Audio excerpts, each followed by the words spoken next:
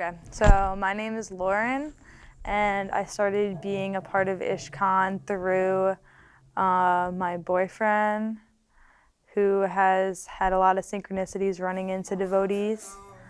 And together we started becoming more serious in practice and attending the temple and our friends' programs and chanting on our japas. My name, Balaram, that my spiritual teacher gave me that name. So my birth name, or Western name you could say, is Bronson. And I accepted a guru, teacher, and he gave me the name Balaram. Grew up here in San Diego. I started visiting this temple when I was 17 years old. I'm now 30. So then I joined the temple as a monk when I was 18. So I graduated high school and I joined the temple as a monk. And I got interested, a friend introduced me. He brought me to the temple. And so I really liked it. I thought it was very wonderful. So I decided to participate and take part. Hare Krishna, my name is Urjeshwari Dasi, and I was born in India, and India capital, New Delhi, and was raised born and brought up over there. And after marriage, I came to States because my husband went to India for marriage, and we got married, and we came to India, America, straight to San Diego. And as part of our culture, we were missing the temples. It's our culture to go to temple and worship, and there was nothing around, and only the Hare Krishna temple was here. And they have program every Sunday evening, feast program. So we started coming there, and my one son was like only three, I think 8-9 months old when we started coming, because we wanted to preserve our culture. And how to preserve our culture, because if nobody's around, and there was no much Indians that time, like I'm talking about almost 26 years back. So we came and we started coming here, and it was just like a cool. I'm meeting the people, people are wearing the Indian clothes, which I was missing. And they had the chanting, dancing, feasting, and everything was like a full package. And we were always looking forward to come to Sunday. So that time in the beginning was like a party, just going out. It was an outing place for us.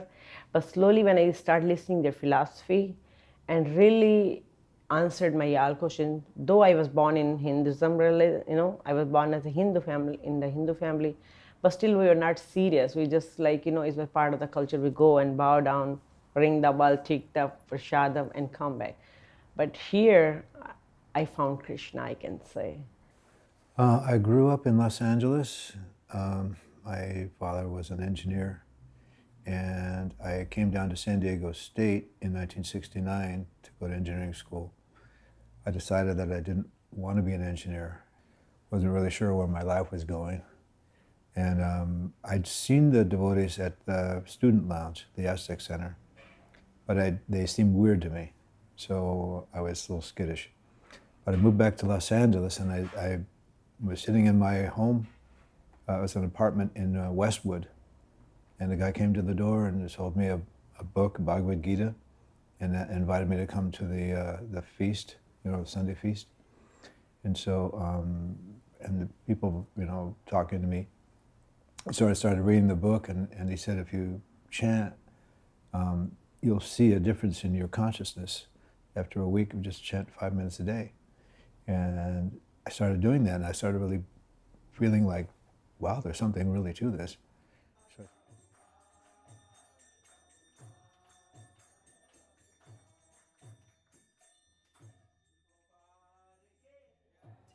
Flower, in the Bhagavad Gita, Krishna says, if you cannot offer anything, they say pushpam patram phalam toyam. Pushpam means flowers, patram means a leaf or water.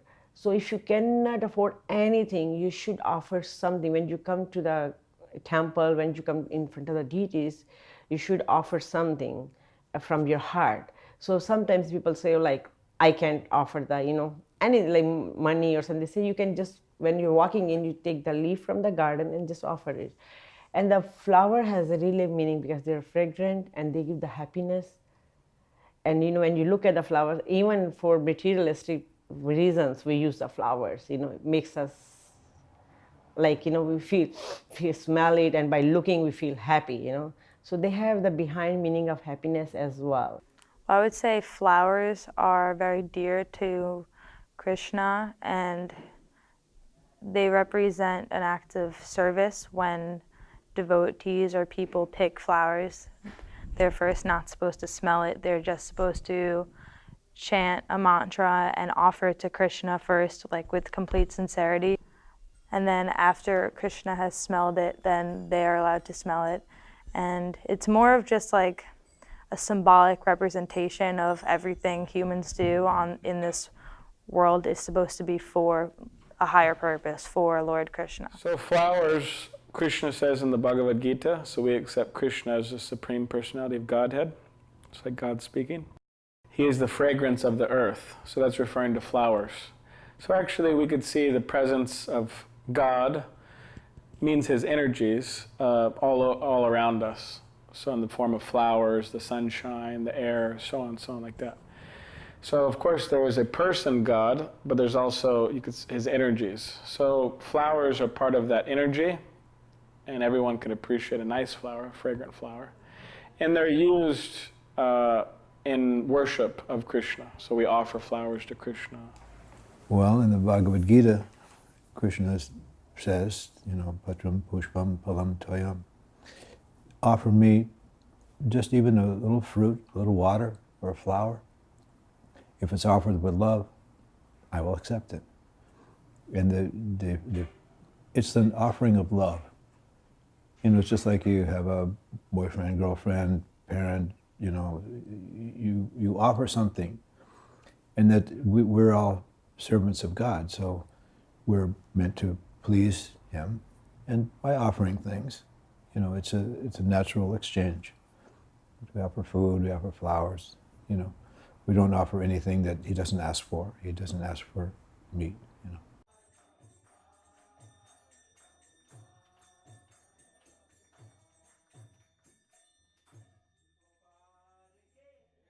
In the Hindu faith, they say when you offer the flower or any leaf from the tree to the god, like Krishna, or then when you offer to them, that tree becomes a human in next life. We're not Hindus, but we're very about as close as you can get, as far as religions.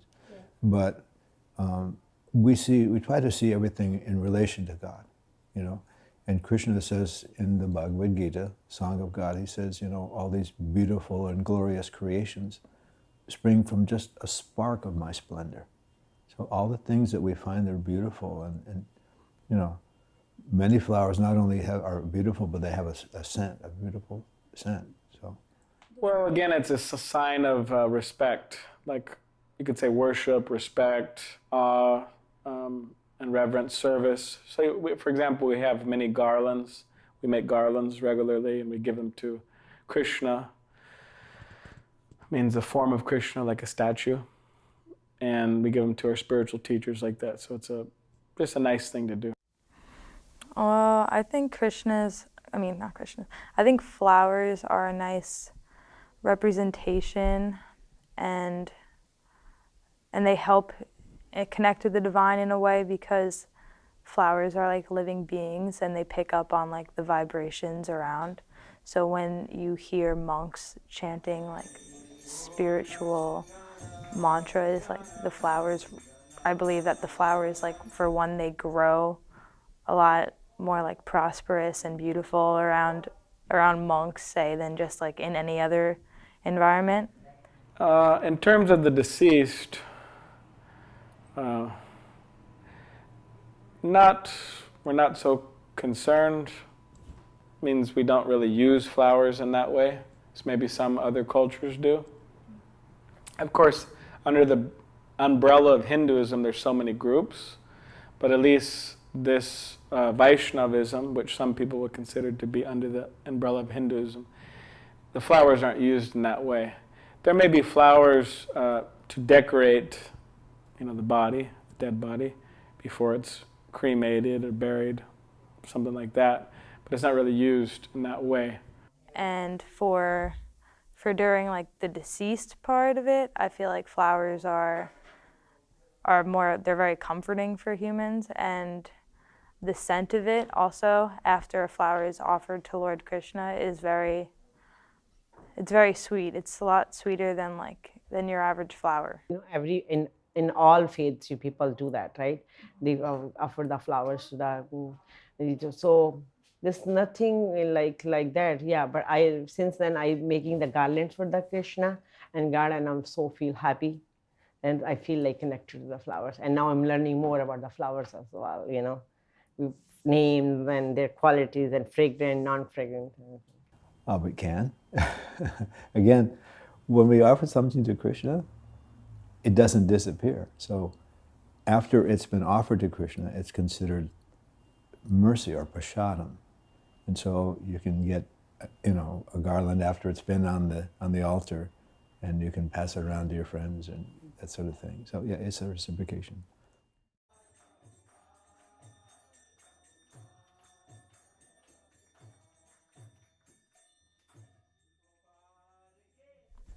We use flowers in our religion to offer them to Lord Krishna, like I said, as a symbolic representation of just everything we do, whether we eat, we walk, we offer things, it's all just an act for Lord Krishna.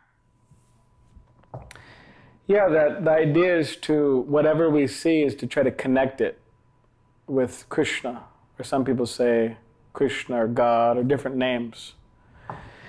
So Krishna means one who's all attractive, name for God in the Sanskrit language coming from India. So the idea is to try to connect everything. Now, of course, if someone doesn't believe in God, then what's the use of trying to connect it? It doesn't make any sense. There's no God, so what is there to connect? But if one has some concept of God, or they have some idea that there may be a God, and then they should try to connect it. What ways do you use flowers? We have a ceremony called the aratrik, and we offer things to either the spiritual master or on the altar. And one of the articles is a flower. And that's often part of the worship. And of course, the altar is decorated with flowers. So yeah, it's part of our religion. Yeah, because they try to use the flower with the fragrance, but if there is the flowers are good flower, but they don't have the low fragrance, then we put some kind of a kind of perfume that's not the chemical perfume, but the real, like essential oil kind of thing. They put it and then we offer. Yeah, but yeah.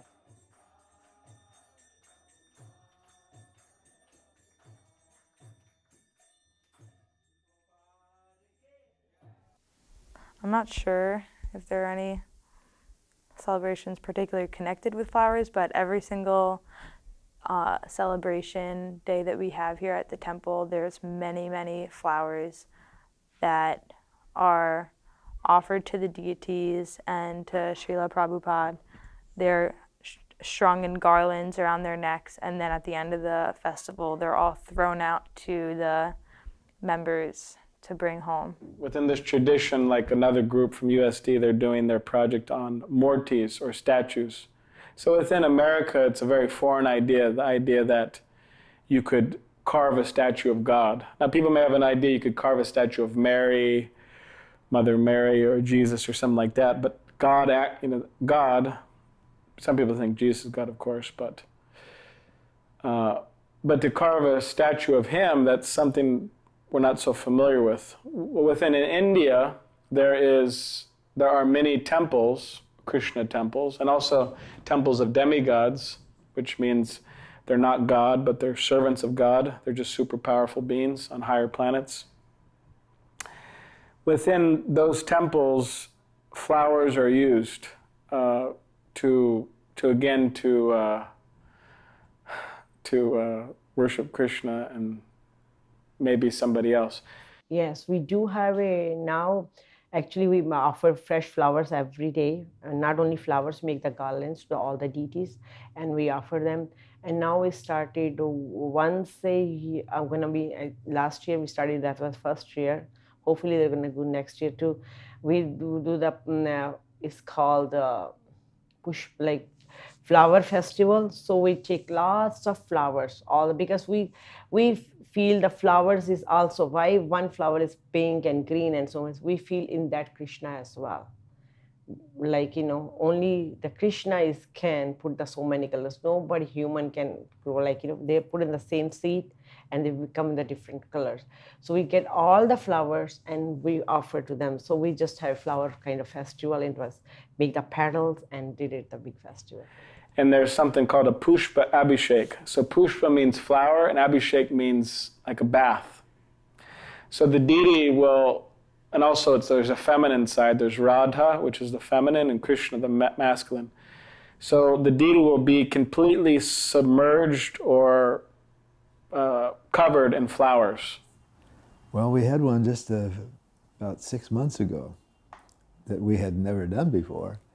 And we got a boatload of flowers, and they brought out the deities, and everyone was throwing flowers on the deities, and then the priests were throwing the flowers on the congregation. Everyone in the temple room was just completely covered, and the floor was covered with flowers.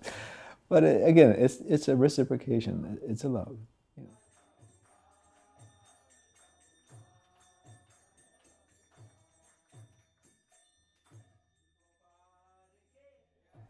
No, and no.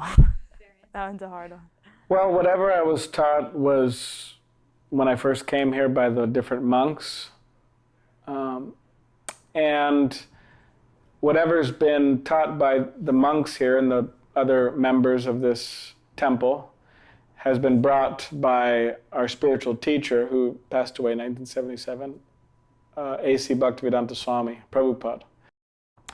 So whatever we've learned has come from him, and he's introduced this idea of offering respects to Krishna, worship to Krishna with flowers, and also to the spiritual teacher like that with flowers. So. Well, everything I know came from my spiritual master, the founder of the Hare Krishna movement. I was initiated in 1972, and so, everything that I know about it, has come from him. But again, it's there in the Bhagavad Gita, which is thousands of years old. That's how we grew up learning. Yeah, we grew up learning. Nobody taught us particularly, because as you see, when we're going, like, nobody's really teaching you, but by seeing, we learned it. And then I came to learn more in the Krishna consciousness.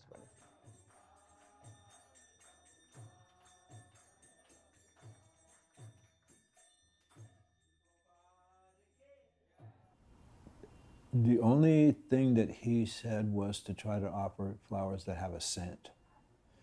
I know there are probably some kinds of flowers that smell horrible. Obviously, you wouldn't want to offer that. The thing is that everything in this world it's either the three qualities of nature: goodness, passion, and ignorance. And everything in this world is mixed up, a little more of this one, a little more of that one. So we try to stay more in the mode of goodness, okay, rather than the mode of ignorance. There are no flowers that are considered bad, but there's, two fragrances that are considered bad they're foods. They're onions and garlic. And because they are something that Krishna will not accept if offered to him, because they're believed to be more like lower dimensional fragrances, and they prevent the hemispheres of your brain from connecting. And I'm not sure about any like special flowers in our religion, but there is a special plant called Tulasi Devi, and it's basically just a very, very sacred plant because it's like Krishna's favorite plant. We walk around it and chant around it and give a lot of worship to Tulsi Devi. And it's used we only eat it for like sacred like medicinal purposes when someone is sick. And the wood of that plant is used in our mala beads for like chanting the names of Hare Krishna. Actually, there's no bad flowers, but the flower supposed to be has not any considered to the drugs or something like that. Those are, we don't offer it. Like nowadays, some, they have marijuana thing or something. So if they're a flower, I don't know if that tree has flower. I never seen that plant.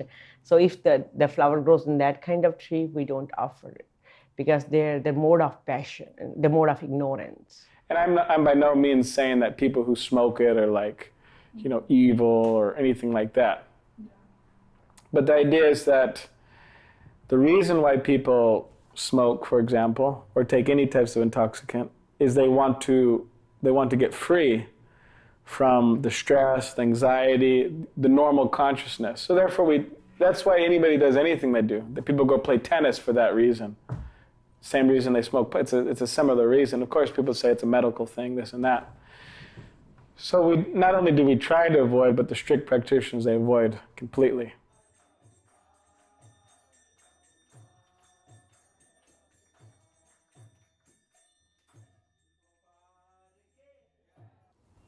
I don't really think they're have any significance one way or the other, other than, whatever, you want to put a spin on it. I think it's pretty much universal. I don't think so. I don't think I've ever even considered a flower being that.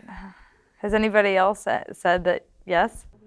People can, and usually do, always find something to fight about.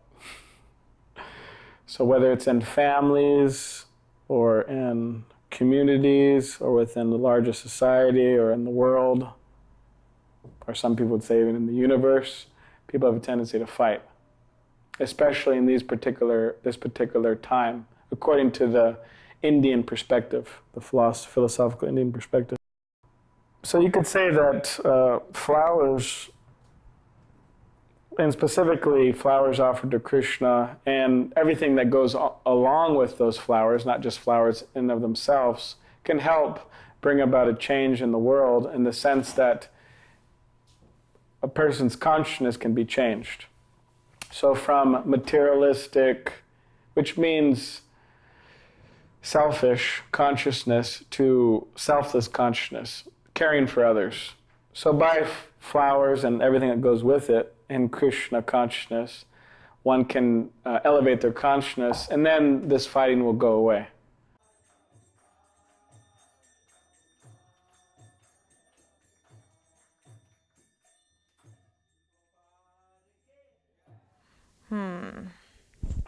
I don't know much about flowers, but my favorite flower is a yellow rose because yellow is my favorite color and they smell nice. I like practically any flower that just is very strong and, smells nice. And I don't like flowers that are just scentless.